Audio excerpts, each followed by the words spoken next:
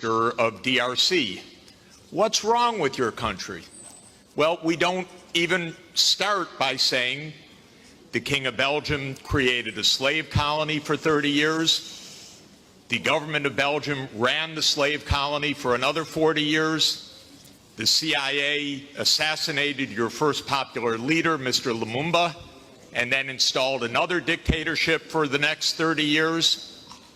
And then Glencore and others now suck out your cobalt without giving you tax income. We don't reflect on that. We say, what's wrong with you? Why don't you govern properly? And so we have a system, but we need a different system. We cannot turn this over to the private sector. We already did about 100 years ago.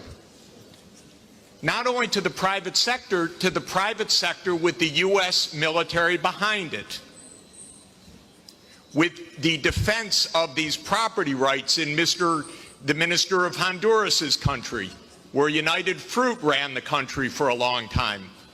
And their attorney was the foreign minister of the United States, Secretary Dulles, and his brother was the head of the CIA and overthrew the next door neighbor, Mr. Arbenz, to make sure that United Fruit could have its property. So we have a system, but we need a different system.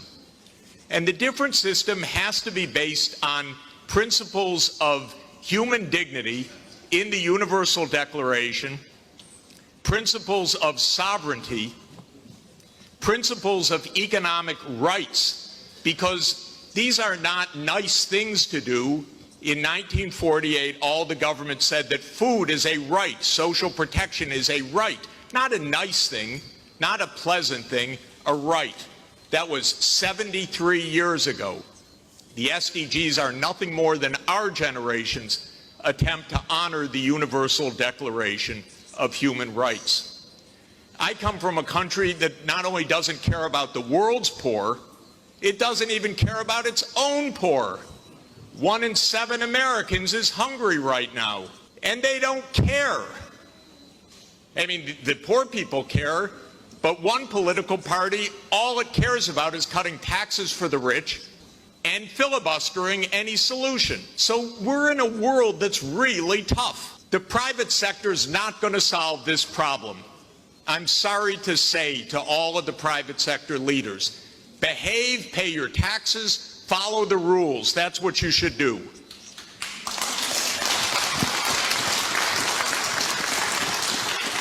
And what the governments should do is the following. They won't, but they should. First, the G20 should become the G21 by inviting systemically the chairperson of the African Union and the African Union to be the 21st country. The European Union is a member of the G20 as the EU.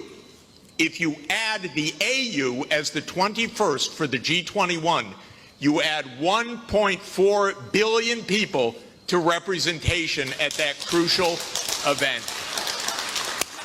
That will change decisively the discussion, because 1.4 billion people are not at the table for finance right now, and they need to be. So my first recommendation is the G21. I love the G20. Add one seat, 1.4 billion people with the AU represented. Second, we need an order of magnitude change of development finance. The rich countries just borrowed $17 trillion for COVID. The poor countries, nothing. Because the rich countries can borrow at 0, and the poor countries pay 5 or 10% coupon rates or have no access at all. So the world exposed its grotesque inequality this past year and a half. Rich countries didn't say, we tighten our belts, why don't you? My country spent $7 trillion of emergency funding, not one penny for anybody else, by the way. $7 trillion, it didn't even cross the imagination of the U.S. Congress to include a few crumbs for the rest of the world. But the poor countries cannot borrow. That's what we should have heard from the World Bank. I didn't hear that from the World Bank. I didn't hear real numbers. Real numbers are in trillions right now because the world economy is 100 trillion a year. But we don't talk about real numbers. But my job, all I know in this world is long division. Divide by 100 trillion and then see whether you're talking about something real or not. By the way, for COVID vaccines, what we really need is for the United States to sit down with China, with Russia, with the European Union and the UK one day around the table and allocate these vaccines rather than hoarding them. That's all it would take.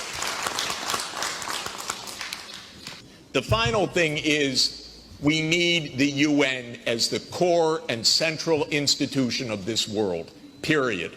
Because this is the only way we're going to have a civilized world is a strong UN.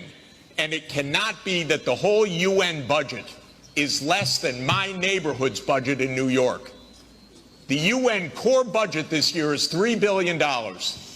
New York City's budget is $100 billion.